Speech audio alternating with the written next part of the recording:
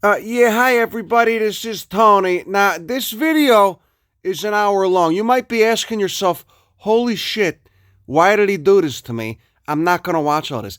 And you know what? That's fine with me, honestly. I don't care. I mean, I prefer you do, because you'll learn a lot. But I understand it is a little heady. It's a little cerebral for people. Okay, it's basically just a shot of my friend Russell's greenhouse. He's a high-functioning... He's the type of person that makes me feel bad about myself, you know, because he's so highly organized. He does like 7 different things and excels at all of them. He's got a PhD in math, in physics, and chemistry. One of those things. They're all the same, aren't they? I don't know, more or less. And, you know, he's I don't know what he's doing in his free time, fixing telescopes or, you know, doing particle physics or whatever it is shit. But either way, it's really impressive. And then, of course, on the side, he specializes in growing members of the plant family AIZOACEAE, which is a family that I became enamored with in South Africa. So anyway, I wanted to showcase his greenhouse, show what he's doing. We do a little bit of Mendelian genetics. We talk on such issues as a genetic drift. We talk about all of it. Alleles. You know what an allele is? It's just a copy of a gene's code for traits, shit like that. Really interesting stuff here, okay? But if you want to pass it, I'm not going to be offended, all right? On that note, you know, I still got stickers I'm selling. If you want any of those crime pays stickers, some stickers of my drawings, stickers on speciation, allopatric versus sympatric, stuff like that. So if you do want that, you could just Venmo me 15 bucks. Leave your address in the comments. Don't fuck up your own address. A lot of people do that, but you know, whatever. Anyway, if you don't like this video, you can fuck right off, and I won't be offended. Just, you know, go, I don't know, go twiddle your thumbs or something, right? That's all I got for you. Go fuck yourself. Bye. Enjoy.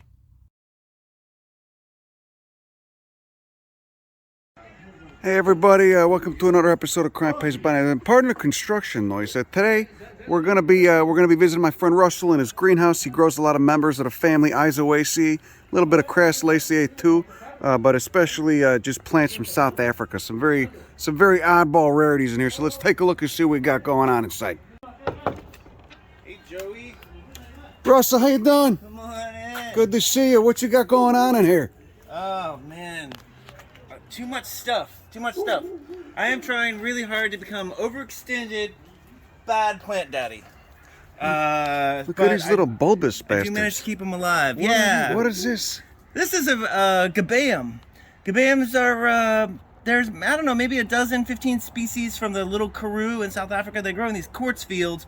I kind of tried to give a sense for that by putting this like beach glass in there, but where they grow in white rocks.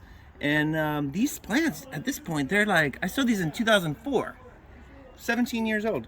How many individuals is that? Are they clumping, or is that one or two individuals? What you're seeing here, I think, is we got 3 individual plants. So this is one plant, and you can see all the leaves kind of look alike. This is a sister seedling. You can see the leaves growing a little bit different on that one. And then for some reason, this guy here only made 2 heads.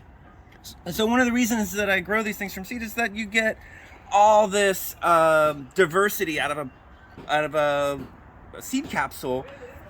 Which would be very different than if you just went and bought one of these and kept it. You would never see that. Oh, actually, they're really variable. Right, you're looking for those allelic differences, that variation in a genome that comes from, or phenotypic differences that come from growing things from seed.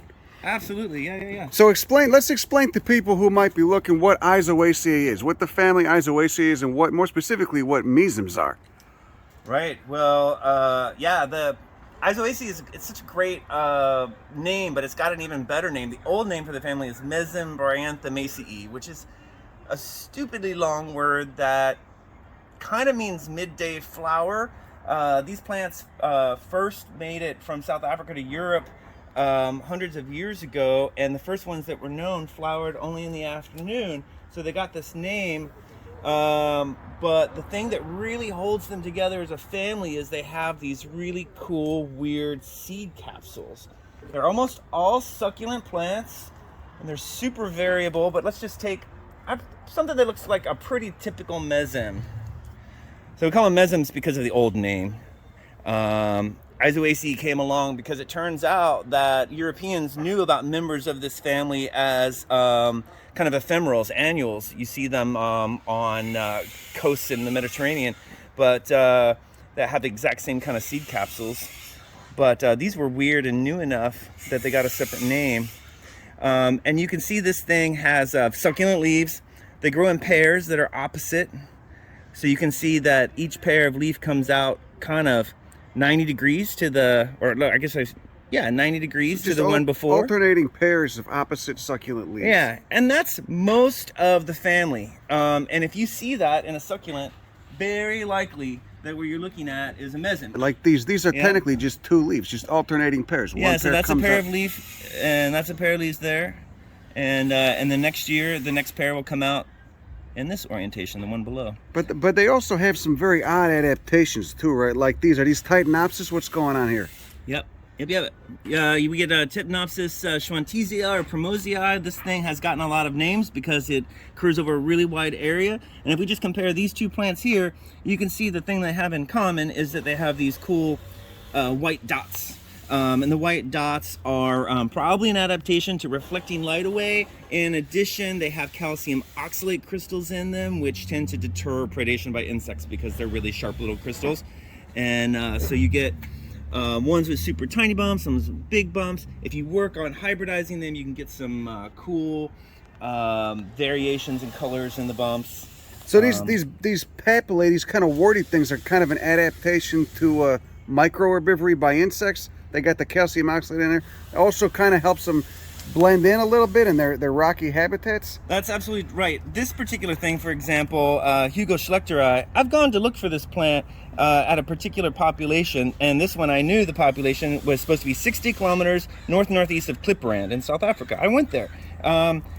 There's nothing there. It's just a vast expanse of brown rock that is basically the color of that plant. I did not find the plant. So the geology kind of is the selection pressure, the selective force that determines, what these end up looking like in some ways, huh? Yeah, it seems to be that way. You think of them as being kind of cryptic, although sometimes you come across populations where they actually stand out. So whether or not they need to be cryptic is sort of a question, but it's often the case that they blend in really well. So you're actually doing you're acting as your own selection pressure and hybridizing these things. Tell us what you're doing there. There's a couple of things that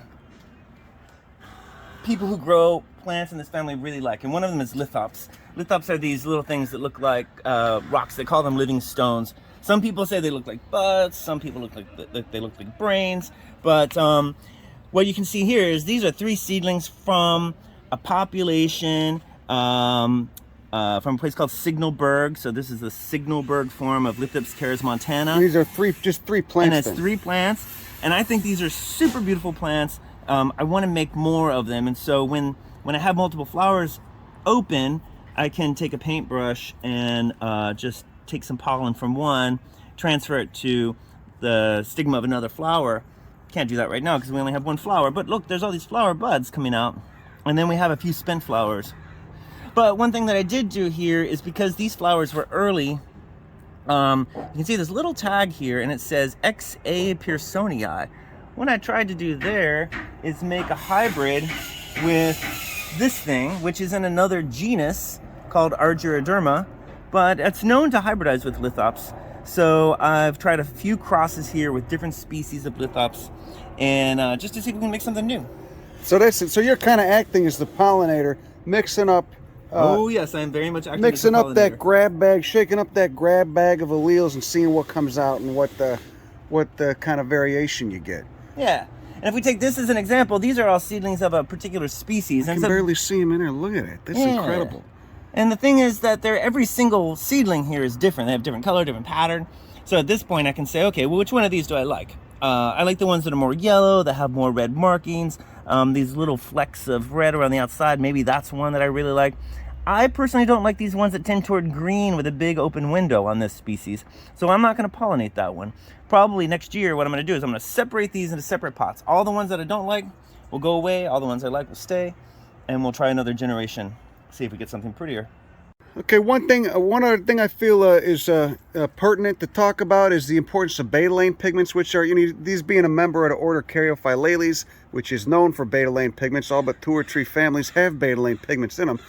That's the red pigment that you're seeing right here. Because most Caryophyllales families don't have anthocyanin pigments, which are often red pigments in plants. They have betalains instead, huh? Yeah, one of the cool things about these things in nature is they often flush really dark purple and red and blue and brown colors from water stress and from exposure to sun. But you can also select for those pigments in horticulture. Red plants like this don't exist in nature. This is a plant that's actually in this species right behind it, where most of the plants are gray or brown.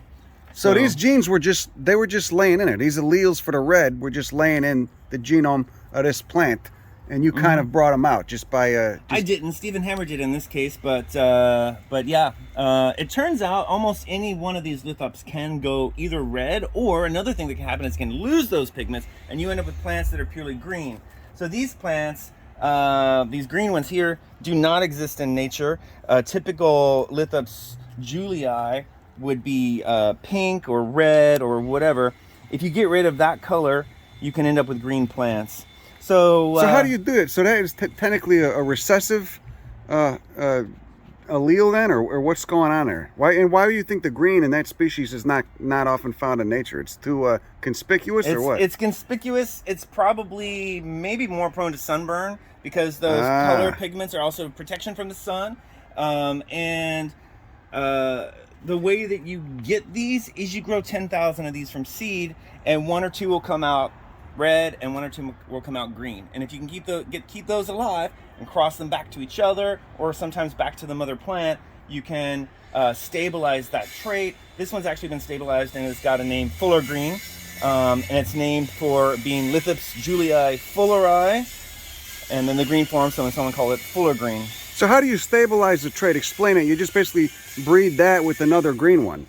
Exactly. You're just kind of bringing out those recessive alleles. If you have 2 recessive things to cross together, all the progeny should have that recessive trait, because there'll be no dominant gene to take over. Now, it's not necessarily the case with these red ones. If I grow these out from seed, half of them will be red and half will be kind of a brownish orange color.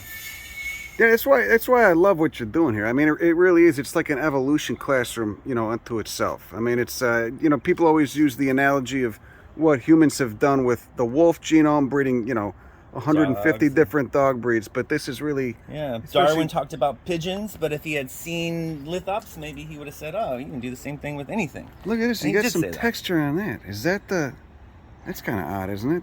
What is that from? Yeah, that's very interesting. A lot of these, in addition to having patterns, they have very distinct textures. They might have raised dots or fissures, and yeah, it's one of the reasons why this genus is probably the most popular collectible genus of mesems. Just because there's so much variation in this one. There's a ton of variation.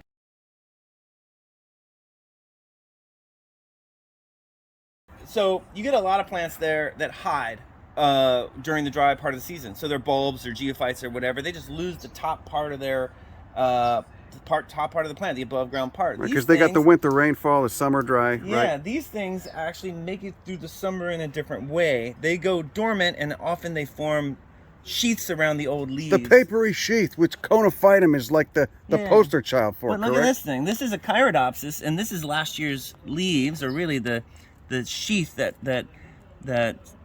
well, here's one that hasn't broken out yet. It's being cultivated slightly different way in a clay pot, so it's drier. But inside of these sheaths are leaves that want to come out. Yeah, anybody who saw this and didn't know what was going on would think this thing died. Exactly.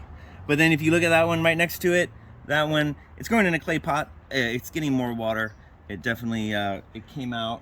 So a lot of these things will do really strange things, like encapsulating themselves in their own dead tissue to get through the harsh summer. As a means of protection. So these things are alive. They're thriving. They're just dormant right now with that little papery sheath. Last year's leaves acting as a little helmet, and then a little helmet. That's right. And then when it's when it's time to burst out, like they're doing right here, they'll bust out with 2 new leaves, and then It's a pretty ingenious strategy. Of course, it's The not how other thing that these things do, let's take a look at this. These are seed capsules of MESEMBS, and they look like little woody domed things, right? Doesn't look like much. But these things do something really cool. Maybe we'll get these wet and I'll show you. But they open up to release their seeds only when it rains. So one of their adaptations to making sure that they get to the next generation is they hold on to their seeds, sometimes for decades, until there's enough rain to release the seeds into wet soil when they can grow and be successful. So if you are in a place where you have droughts that last 6-7 years at a time, but then you have 2 or 3 wet years, you just hold on to those seeds until they're going to be successful. And the seed presumably has a very long shelf life as well, huh? A lot of these things, I've sowed 15-year-old lithup seed, came up just fine. These are Chirodopsis too? Yeah. Yeah, almost everything on this bench is Chirodopsis. It's a genus that I really like. I've always been really attracted to it. I just think they have really cool big leaves. In nature, they're big plants. You can see I'm growing these in gallon pots. It took me a long time to realize that to get a really natural looking, beautiful plant, you had to put it in a pretty big pot. God, is that all one plant? That's one plant, yeah. This one I sowed in, 2005. Jesus Christ, it's so weird. The Chirodopsis, it looks just like a tongue that's kind of been, cut down the middle a little bit. How many species in the genus Chirodopsis? About 30, I would say 32, 35. Okay, so before I rudely interjected you, well, we were over here talking about lithops, talking about genetic variation in this genus, and then you went on to talk about pointing out how there's less in other genera. Yeah, exactly. I mean, Chirodopsis are super cool, but they don't get as much attention because they don't have as much variability. You'll get a little bit of flower color variation, a little bit of leaf color variation, but you don't get the patterns and the colors. And so, you might need 2 or 3 Chirodopsis speciosa, but you don't need 30 of them. But with the lithops, you do. Because there's all these recessive alleles hiding in there in that genome. And just natural variation, just the patterns, right? Like every single plant comes out different. And that gives you a lot of opportunity to be like, well, first of all, which one is my favorite? Like, I think this is a particularly beautiful plant. It's got these beautiful blue edges. What's popping out there? Is it a flower popping out? Yeah, this flower got stuck in there this year. Sometimes the flowers in these don't quite make it out, and I don't know why. But how many species of lithops are there? Well, there's hundreds of cultivated varieties of them because people tend to grow all these different populations, but there's probably about 35 species, 40 species. That's it, really? Damn, you'd think there'd be so many more with how much variation you get in this. They're also extremely widespread, though. So to take an example, I'm growing 3 different populations here of Lithops and you can see some of them have a tendency toward being kind of more mauve or pink colored. Some are more toward green. We get some that are kind of gray, and those are sort of population differences. So, just in one species, you got a lot going on. And then just compare all these plants, which were sister seedlings, and how different they are in color and form, leaf size. So these were all the same, from the same batch of seed? That's right. Yeah. Jesus Christ. That's incredible. What are these? What's going on over here? This is a really cool, very difficult to grow genus of plants called Dentaranthus, and they look a lot like lithops, especially this species. This species has been in the genus Lithops, but Dentaranthus are different than lithops in that they tend to be harder to grow for one thing, and they have extremely tiny seed. Here's the seed capsules again, but there's probably over 1,000 seed in that seed capsule. And they still got that papery sheath thing going on? Yep, they definitely, you can see the old leaves that stack up as they shrivel up. So this head will only ever have one active pair of leaves, but if you look down at the base, you'll see several generations of leaves kind of stacked up. And of course, there's that Chirodopsis. Great. Yeah, look at that. Jesus. Almost looks obscene. That papery sheath at the base. Oh yeah, there's a whole bunch of them there, right? Yeah, that's very beautiful. God, they're so weird. They look like some sort of damn sea creature or something.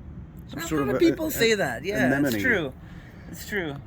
Those sheaths are actually kind of diagnostically important for species of some MESEMBS as well, because as they dry out, they'll turn different colors. They can be brown, they can be yellow, they can have spots in them, which are tannin cells that get kind of expressed out to the surface. If you look at all these little dots on the leaves of this thing, right, often those dots will kind of be their little floating tannin cells inside the leaves that will get expressed out. They're what cells? Tannin cells. The same tannins that you have in, like, Oh. you know, wine, like red wine.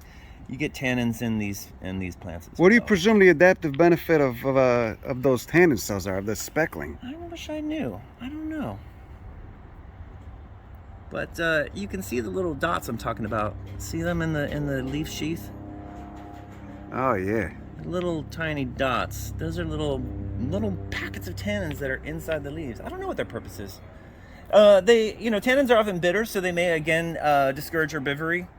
But aside from that, I can't really tell you. What are these little guys? These looks like That's a a little very mink. strange species of Chirodopsis, and you would think after looking at these big-leaved things that are called Chirodopsis that something small like this would not be, but it turns out the thing that holds the different groups of mesems together is not just what their leaves look like, but usually more like what their fruits look like. They're seed capsules, right? Yeah. Yeah.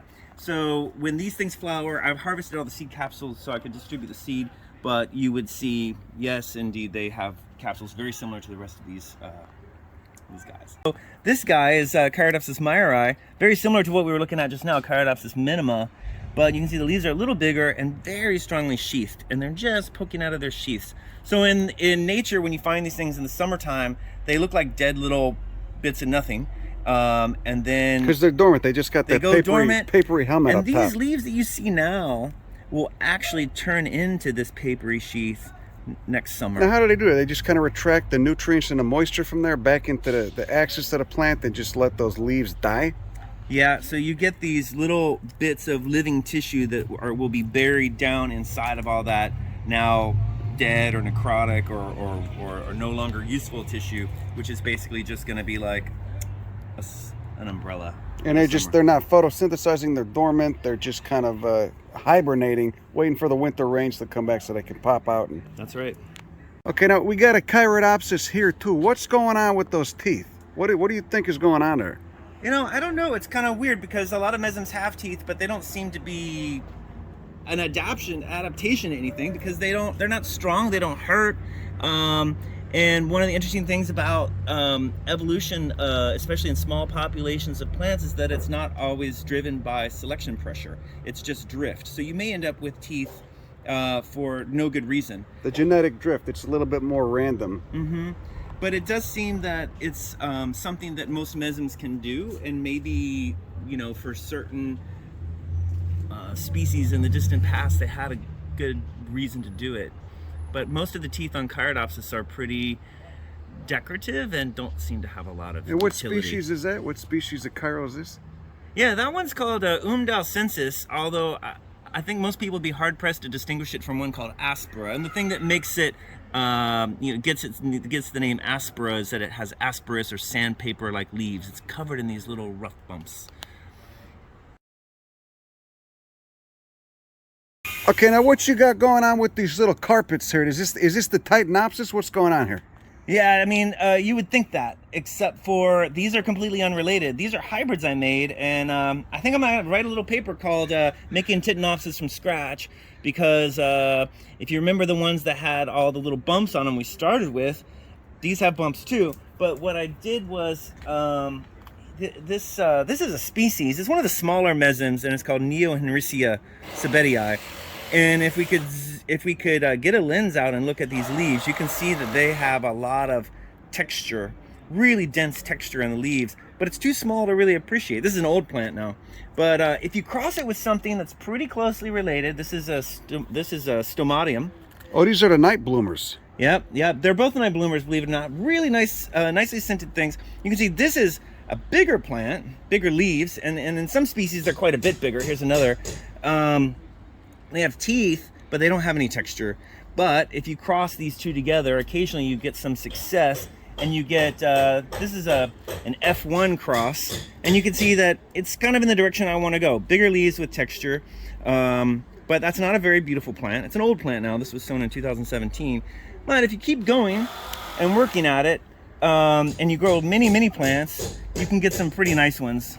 So these things hybridize readily. I mean, because, you know, theoretically, two different genera are not supposed to hybridize, but of course, there's no rules. So these things, what do you think that is? That all these presumably unrelated plants are still hybridizing so easily? Well, they are related.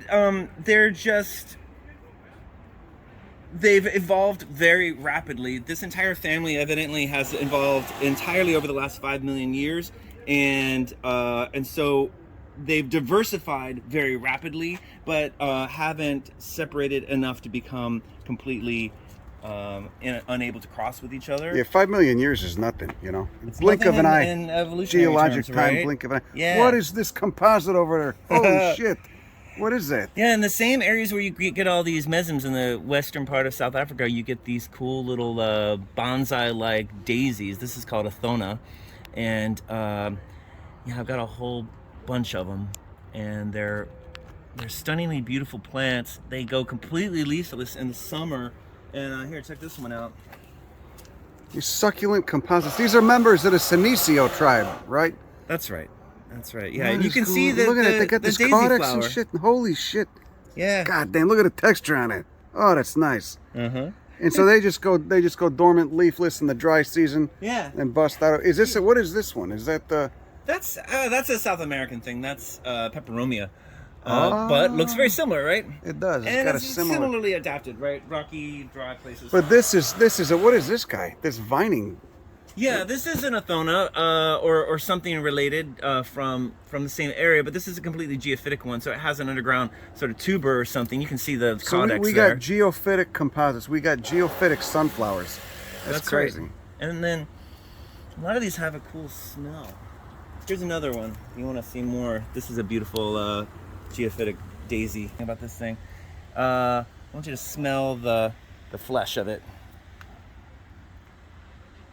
What is that? What is that smell? It's crazy, right? It smells like a medicine cabinet. Almost all of these. Yeah, very pungent. Very pungent chemistry.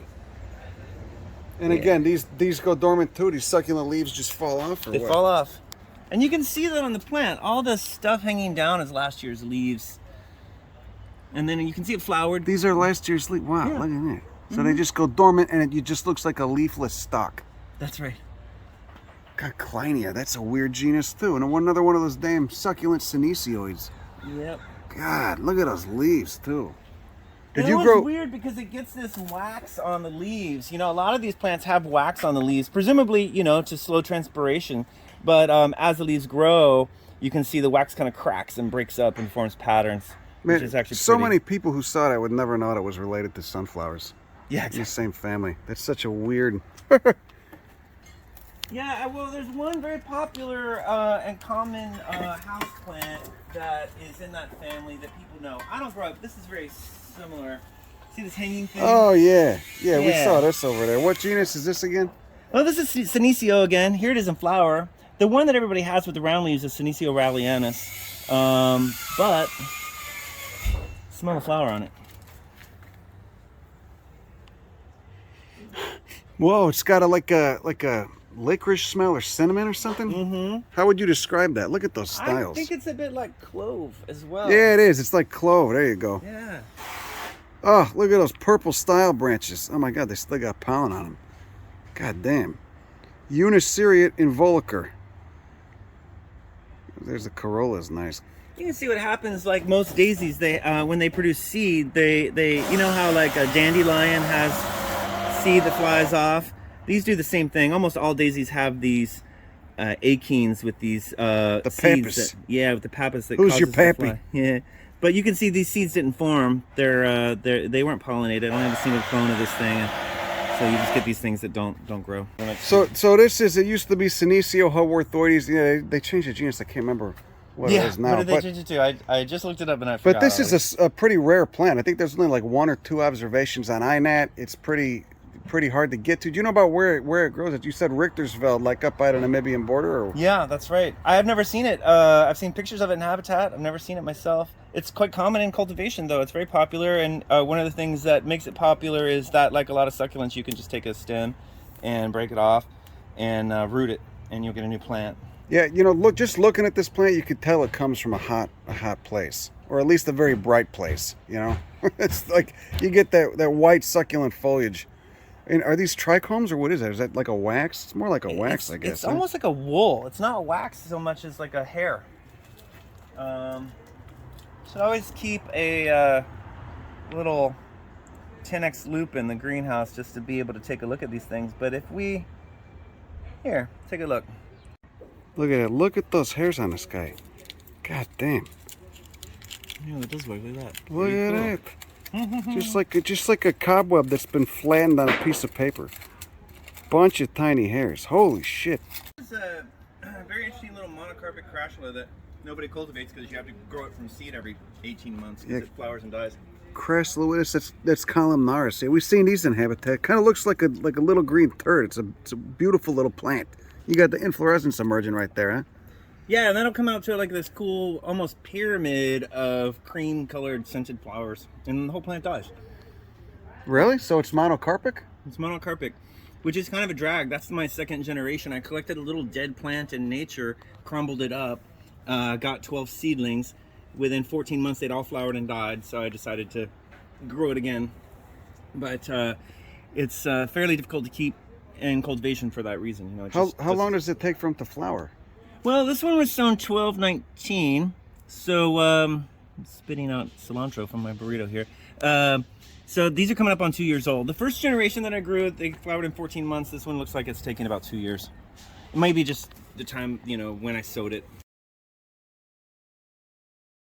And these are all conophytum now, which kind of look like lithops, but differ in that the leaves don't fully separate, or what? Well, in some cases they do fully separate. Very common, or more or less, and not all lithops do. These are fused, the two leaves are fused into a single body, but you can see they have species with more or less divided leaves. They have very different fruits. But conos tend to look like they got a little mouth, huh? Like these guys, right? Some of them do, yeah. Okay, Jesus Christ, these things were crazy. I mean, I'd be standing like right next to them and wouldn't see them. The main difference I think you could think of with conophytums is that they're really strict winter growers, whereas a lot of mesems grow in winter rainfall places and they're more or less opportunistic. Conos need a summer dormancy and then grow in the winter. There are things that grow right alongside of them. You could switch them to summer in cultivation if you wanted to, but you can't do that with a cono. Now, what's going on with these? These are a conophytum too, but they're not bursting out of that papery sheath, I notice. Yeah, this is probably the most famous conophytum in South Africa because it occurs on a mine property, and the mine is under somewhat political pressure to protect this because it only grows in one field on the mine property. It's the only place that this thing grows. Yeah, so it's called Conophytum bergeri, and or Berger's onions, the common name. And it never sheds its old skin. So whereas these form these sheaths, well, compare it to this little pot here where you can see the sheaths, the little plants are popping out of last year's dead leaves. Conophytum bergeri just kind of gets a little bigger each year, but it doesn't pop the old leaves off. Hence Berger's onion, you know, it has these papery sheaths on it. Well, where's it doing the photosynthesis then? Well, all of these actually, and lithops too, we didn't talk about it, but most of these things are, you would think that photosynthesis happens on the top of this leaf, but this leaf is actually a window, and all the photosynthetic tissue is on the bottom side of this cone of leaves. And so these are windows that the light goes down. They got the fenestraria, right? Exactly, and then the photosynthesis is mainly, in this case, happening underground. So when you see this plant, you get a dome of more or less clear mucilage on top of a layer of photosynthetic tissue underground. So just another adaptation to just growing fully exposed. Mm-hmm. What is it? What these guys are just breaking out, huh? They're just coming out of dormancy, or what? They're coming out of dormancy, and for whatever reason, these are our 3 seedlings of a hybrid, and you can see this is really the superior plant because it's purple, but it's very slow to break out and start growing every year compared to these, which were actually quite early. So these things burst out of their papery helmets in the fall, right? Which in South Africa and habitat is what, like March or February, or? It's more like April, May. April, May, okay. Mm-hmm. But for us, yeah, these things just came out. So here it's October, November. That's when they start getting going for the winter. And then here, by April or May, these will allow them to go dormant. Don't water them for the summer. So speaking of fenestraria, is that what's going on here? Yeah, that's my most common weed in the greenhouse. When for whatever reason that thing comes up everywhere, I guess its seeds must fly around to the wind a little bit because it'll just come up. If I get a fruit, I'll have 15 of them in the greenhouse in a year. So I never have to purposely grow that plant anymore. Okay, now here we got another caryophyllaceous bastard from the order of Caryophyllales. This is Anacampsaros, which Avonia has been lumped into now, I guess. What's going on with these guys? Could you explain this? That's so funny because Avonia and Anacampsaros were just split apart, in the 90s. So, who cares about the names? You're right, they're going back and forth. They're related, they're in the same family, so you got to know.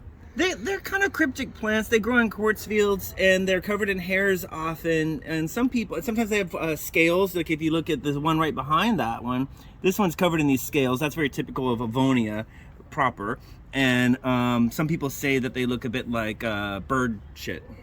So maybe that's a hint at what kind of crypsis they're after, I guess these things are very closely related to the cactus family too, from what I've heard. They're somewhat close to it on the Caryophyllales tree, which I would believe, especially looking at those damn trichomes and scales. And there's some of these. You showed me one over here. Where's the tiny one? Where's that tiny guy? Yeah, good luck finding it. I keep it hidden. It's this guy right here. This is probably the smallest little species of Anacampsaros. And you can see if I just brush away this soil here that it's got a little caudex. But typically the only thing you see above ground are these tiny little leaves. Believe it or not, I've run across this in nature while hiking. How the fuck did you find that? I was just in this little, in between two rocks, there was some sand. And when you're hiking around in Namaqualand land looking for plants, your eyes are on the ground. And if you like small plants like I do, that's what you notice. So these are adult plants right here. Yeah, these have fully flowered, flowering size. In fact, most of this stuff you can see here are just spent flowers. Oh yeah, look at that. Jesus Christ. Yeah. And their flowers, when they come out, they got, what is it, like lots of dozens of stamens. And what does the flower generally look like? Holy crap, it's so small I have never even really looked at them. The other weird thing about Anacampsaros is the flowers open for just a little while in the afternoon, and I almost never see them open. It's true. They only bloom for a few hours? And yeah, the flowers close at night, but they open late in the afternoon. And yeah, I grew these things for years and would have them reseed, and it was years before I saw an open flower. This is Papyracea? Is that the name for that guy? Probably. It's hard to say. The person who collected it or originally grew it called it Avonia number 11. And this came from Atomic Nursery, so that's actually an Anacampsaros specialist. And they're like many kind of highly sought after and specialized plants. Collectors like to give them more and more names. And the rest of us can't tell them apart. What is this? Oh, that's super cool. Is that the Gethelus? That's Gethelus, and this Gethelus does a cool thing. It flowers. Knob. It looks like a little it flowers in the summertime when it's leafless, and then around this time, if you pollinate the flowers, these fruits emerge from the ground. Oh shit! That's a fruit. That's a fruit. Oh my god! And then, let's see. They really smell good. What too. disperses these things? Tortoises, I believe. No shit. God damn, that's fucking amazing. Look at that. Yeah. And what species of Gethelus is this? This is verticillata, which is quite easy to identify among Gethelus because it has these two rings of hairs around this leaf sheath. See the spotted sheath at the bottom? And you can see these two little rings of So the tortoise sees these fruits, eats them, then presumably shits them out, or what? I think so. I'm not sure of that. I've just seen these spurted out onto the ground, and I imagined that the only thing that would be interested in it was a reptile, and there's a lot of tortoises in that part of the You think rodents world. would go for them too, or what? God, Possibly, but the crazy. problem with rodents is that if we take a look at what these seed look like, let's see if I can extract some for us here. The seed are fleshy, and if a rodent ate this, it would destroy the seed. And these seed actually probably don't want to get swallowed. They tend to, it's kind of a mystery to me how these get around because they germinate within about 2 weeks. You can't store these seed. They don't last. They don't last. They just germinate spontaneously. So I put these in an envelope. In a couple weeks, there'll be little green things coming out. That's fucking wild. Oh my God! It smells like Fruit Loops or Captain Crunch. It smells like some deranged childhood cereal that I loved when I was 8. And what are these whorls? What's with these whorls of hairs too? What do you think those are? No, you know, it's so weird. It's the only, well, there's one other species in the genus that I found that actually I think is an undescribed species that has these little decorative things around the base, but I can't imagine what they're for. Right, right. That's what I almost said, what are they for? But of course, when we speak evolution, we say, what is the adaptive benefit? And I can't figure out the adaptive benefit of those. Fuck, that's wild. But the flowers emerge from those tubers. What's down there, a tuber or a bulb? It's a bulb. It's a proper bulb, like an onion-like bulb. And then if you take these seed and grow them, you get, these are some coming up on, these are 3-year-old seedlings. And you can see the reason that I'm interested in them is they have cool spirally leaves. leaves. Get the curly whirlies. These are the same, these aren't the same, these are the same species as these. Nope, different. Different one, okay. Yeah. How many species in Gethless, you know? Quite a few? Or? 20 or so. Here's one called Linearis that's up. Very beautiful. One of the smaller ones. Here's another one called Villosa. See the little spirals? God, that's crazy. And so what do you, let's talk about the curly whirly thing, because that's a convergent trait among a lot of unrelated plants down in that region. What do you think the adaptive benefit of the curly whirly leaves is? Well, that's a good question, and it actually was a subject of, has been the subject of a lot of conjecture forever. Some people have said that it has to do with wind and protection from wind. Other people said it has to do with light. But a very interesting paper came out a few years ago, and this research group actually modeled this with little models made out of metal, and they put them in fog chambers. And they took leaves that were more or less typical broad lanceolate leaves like this, twirly leaves, and other shapes that you see in that part of the world. And in a fog chamber, these twirly leaves collected a lot more moisture from the fog. And one of the things that we know about the plants in Namaqualand is that they get 2 or 3 times more water from fog than they do get from rainfall. So this is a fog desert where it almost never actually rains. So these are fog collectors, basically. Exactly. The curly whirlies are fog collectors. How many different genera do that? What other genera? It actually occurs in several families. So you get things in the Amaryllis family, you get things in the Hyacinth family, you get, what else? Yeah, it occurs in 3 or 4 different families, all bulbs. And strangely, only in South Africa do you get leaves that spiral like that. So I have this theory that it's actually something that's spread around by a virus. I think it was probably an evolved trait that got into other plants. You think they're doing a horizontal gene transfer thing? Yeah, perhaps, because potentially. it would explain why it might be a rare evolutionary adaptation that spread by some means and also stayed localized. This is plastic, right? Yeah. Okay, just making sure I'm not losing my mind. Okay, so speaking of fog collection, what's going on here? What plant are we looking at? And holy shit. Yeah. Yeah, you can see this. Is this the same one as this? Yeah, it is. Probably. This is Areospermum. There's a whole bunch of these. They grow from a little corm underground, winter growing. Most have just one leaf like this. Some of them have more than one. This is a species that I've been distributing pretty widely for its with its seed, and this one's called Lanny marginatum. So leaf grows out with this woolly edge. That's where it gets its name. Lanny referring to wool, and then marginatum referring to the edge of the leaf. And so this one's just coming out, but it had some big flower stalks like this other species. This is pubescens, named for being fuzzy. Pubescent. So these are truly just in the ground. I mean, these flowers are coming out from presumably it's a bulb or just a... It's like a corm, yeah.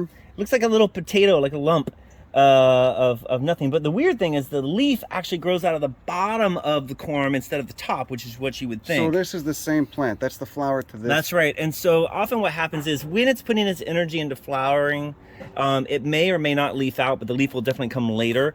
These plants over here, which are separate clones, separate genetic individuals, did not flower this year and have put their energy into making a leaf. A lot of things, one of the interesting things that happens with these geophytes in this part of the world is sometimes they'll skip years. They won't come up at all. They won't flower, they won't leaf out. And I keep track of the ones that don't come up, and I have certain things that every 3rd year just don't come up. So they're still on the alive. schedule. They're still alive. They're just Yeah. they're just And they're just encapsulated in the ground. In they're this just little sitting it out for a year. Yep. Why is it dependent on moisture or what is going on there? No, it doesn't seem to be, because they're, at least under these conditions, growing all together.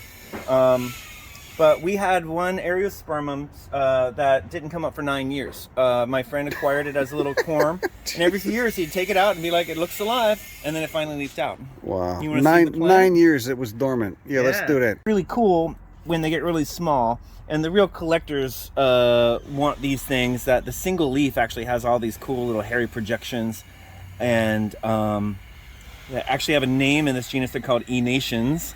Enations? Enations, yeah. And so that plant will only make that leaf this year. And there's another one there, and we can see one coming up right here. Where's the 9-year dormant one? You know which one man, it is? you know, he hasn't come up yet. So these are just dormant too. These are alive. They're just... Yeah, well, these actually flowered, and you can see this flower stalk here. I didn't pollinate it or get any seed, but there's the first leaves coming out right there. You see that? Jesus. So it's a fun time of year out here because everything's waking up. What a weird genus. And what family is this again? Oh man, it's so weird. It's got its own family, Areospermaceae. It's got to be asparaginales though, huh? I believe so, yeah. Look at it. So these are the Enations too? Yeah, in this case, very cool nations. They have these projections, and at the tip of each one, there's a little stellate trichome of these glassy hairs that grow out. So that's Areospermum irinum. And what's going on there? Just herbivorous or what? I have no idea. I have no idea why they do this. It doesn't make any sense. I actually think it's just to be pretty. It's for my benefit only. So this one too, what's going on here? Look at that. I know, right? That's it.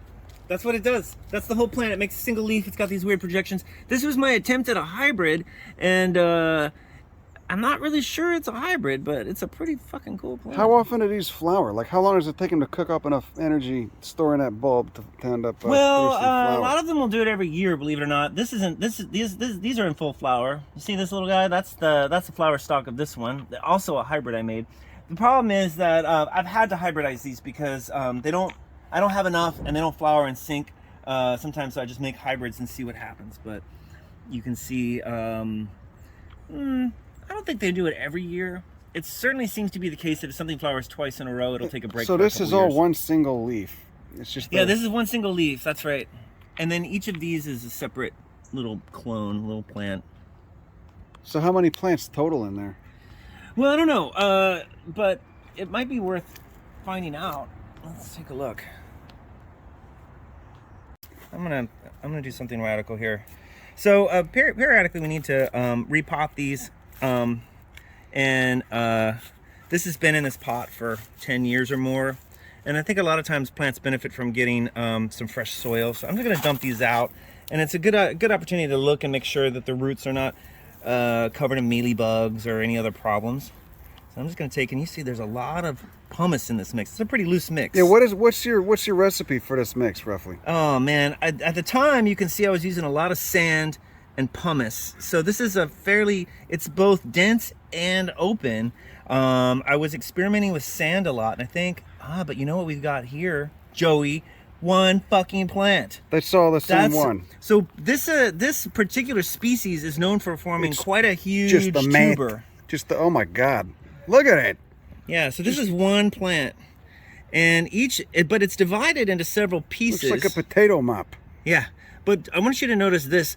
The leaf is up here, it's coming down, goes down around to the bottom, Oh, it comes out coming the bottom. out of the bottom. Why So is that? That's a weird... It's a very weird thing, isn't it? Do not know. But one thing I also notice here is we got a little bit of mealybug. And what do you do for those guys? Just wipe them off, alcohol treatment? I don't do a lot of pesticide unless things get really bad. So I'm not going to worry too much about this, but there's a little mealybug on here. It's not hurting it too bad. Now, one thing I could do if I wanted to is I could break a piece of this off and start a new plant from that.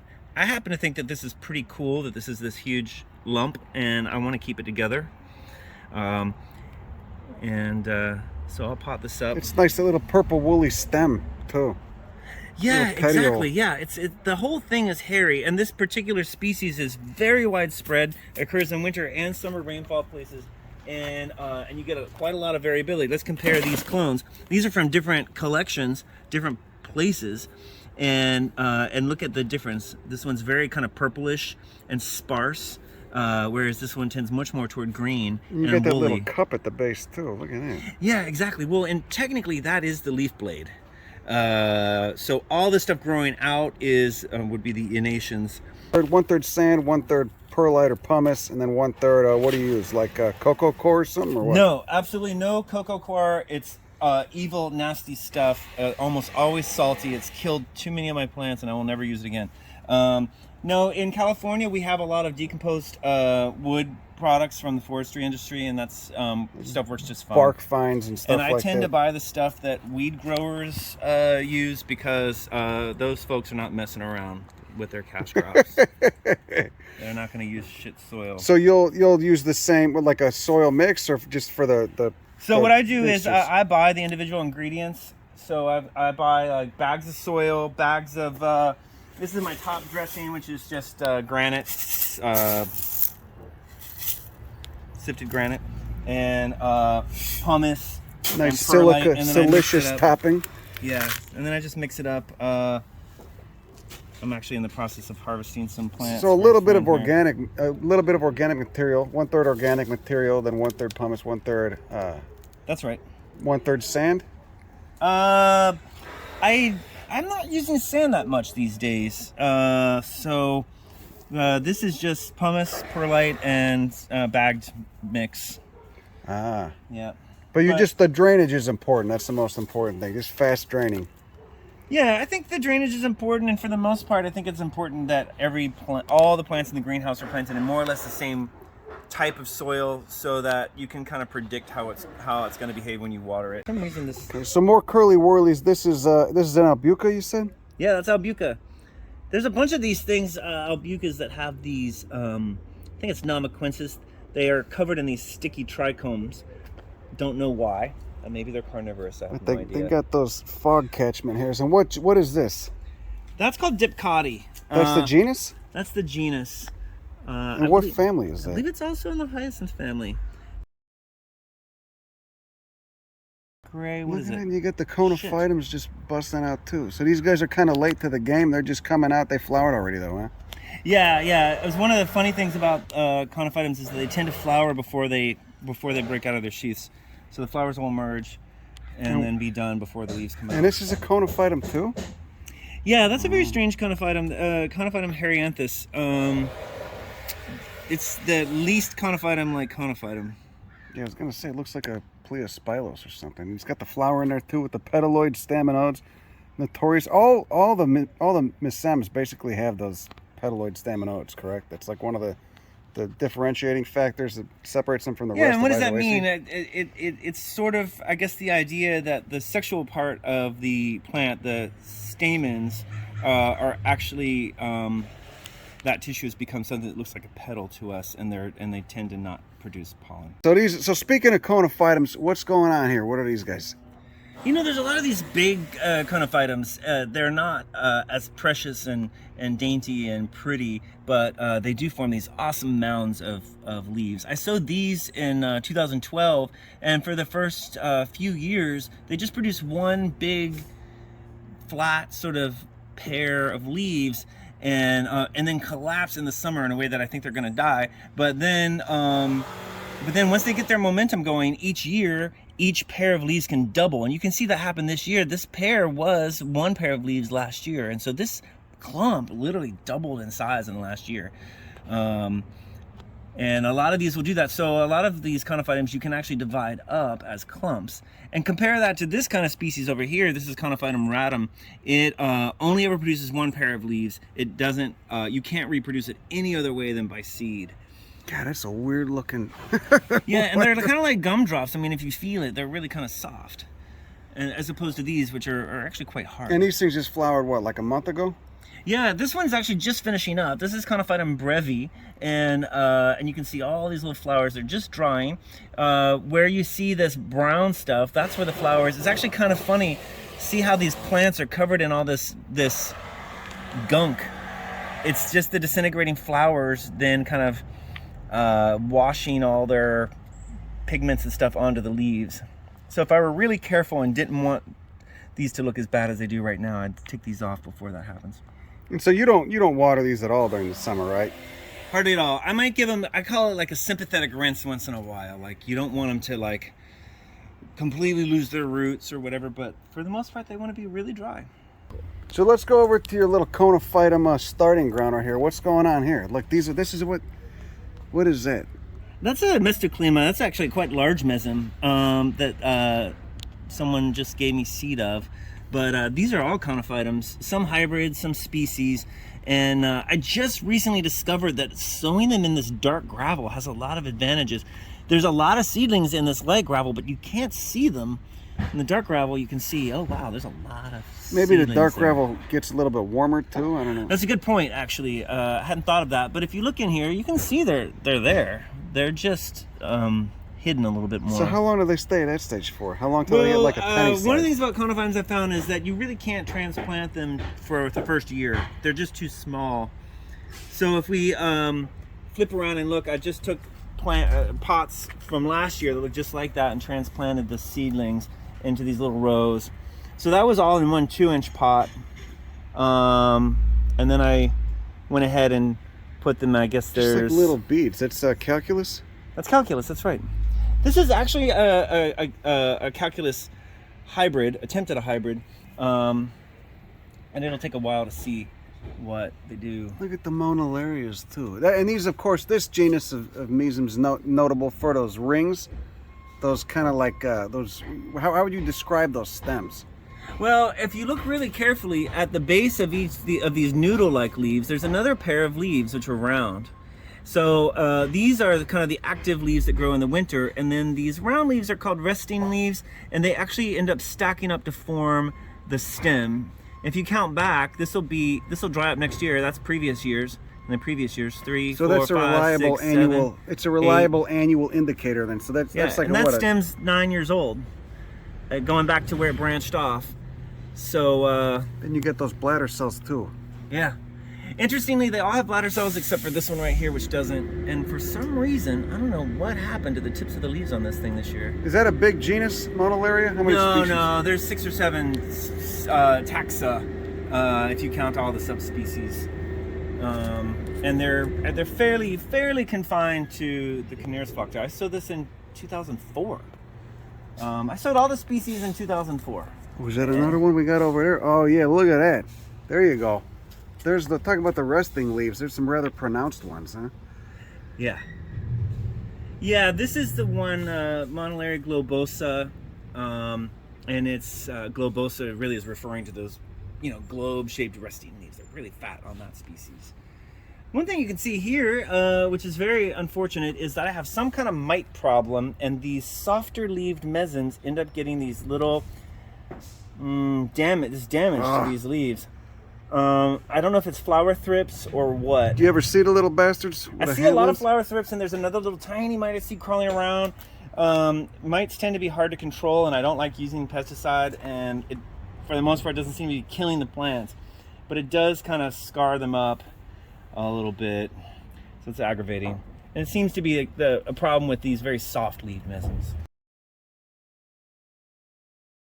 So these are Gyroderma. These grow on many of these are from the quartz fields too, right? Yeah, they are entirely localized in the quartz fields in the Canaris flocta. Just looks like a little green stone. Mm-hmm. And there's the fruit developing, a little woody capsule. You got a woody capsule we could look at? Oh yeah.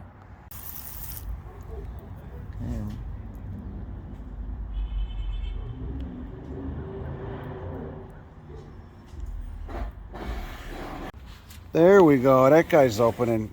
Yeah, the patterns on some of these Once things they are get incredible. going, they just need to get some water inside. So are those the seeds right there? Those little sesame seeds? No, that's actually, I always thought those were seed. Those large things around the outside are actually called closing bodies. They actually block the seed passage. You can see these transparent membranes in the middle, and right under that transparent membrane, you can see those little round things that are the seed. And they have floated to the top.